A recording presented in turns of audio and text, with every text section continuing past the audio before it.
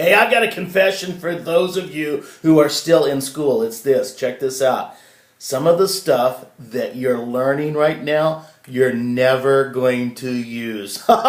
It's true. I can't believe it either. But there's a whole lot of stuff that you're learning now that you're really not going to be able to use later in life. I have never used algebra. There's a lot of things that I learned in middle school and high school that I have never used since then. I took the test and I got through that, and then poof, it just exited my brain and I never needed it again. And there's a lot of times when we ask, is that going to be on the test? Because we realize that. And we realize, do I really need this information? Because if I don't, I'm not going to bother myself with it. And Proverbs, the book of Proverbs in the Bible, is an incredible book. And it's an incredible book of just real life instruction, real life wisdom. Proverbs is like this 31-day crash course in life. If you read one a day, it's like a crash course in life. It's a big school of stuff that you actually need to know, that you're actually going to be able to use. It's going to be on the test. Okay, so we probably ought to pay attention.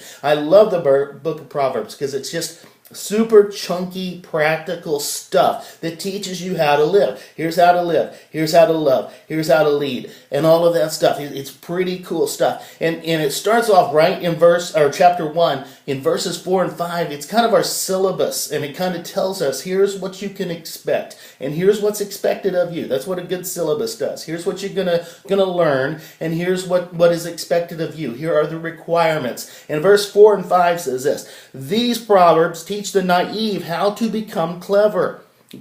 They instruct the young in how to grow in knowledge and live with discretion. The wise will pay attention to these words and will grow in learning, and the discerning will receive divine guidance. All right, you're going to get divine guidance. You're going to get discretion, but you got to pay attention. You got to really catch it. And that's the syllabus there. And then verse 7, check this out. It says this: let us begin. The worship of the Eternal One, the one true God, is the first step towards knowledge. Fools, however, do not fear God and cannot stand wisdom or guidance. All right, so it's basically saying class is now in session. Here, get ready. Take out your number 2 pencil. Get ready to take some notes. Let us begin. And the first lesson is a really big one.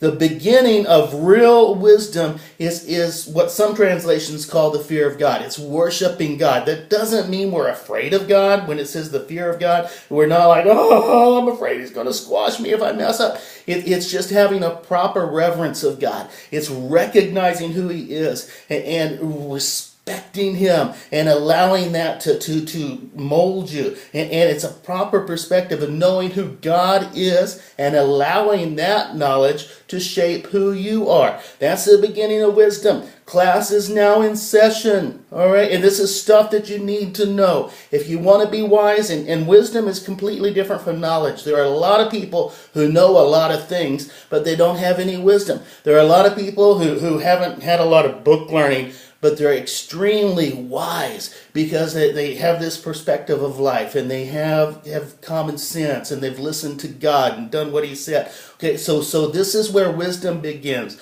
Knowing who God is and allowing that knowledge to shape you. Okay, responding to that knowledge, respecting him and recognizing who he is. Class is in session. God bless you guys. Giddy up.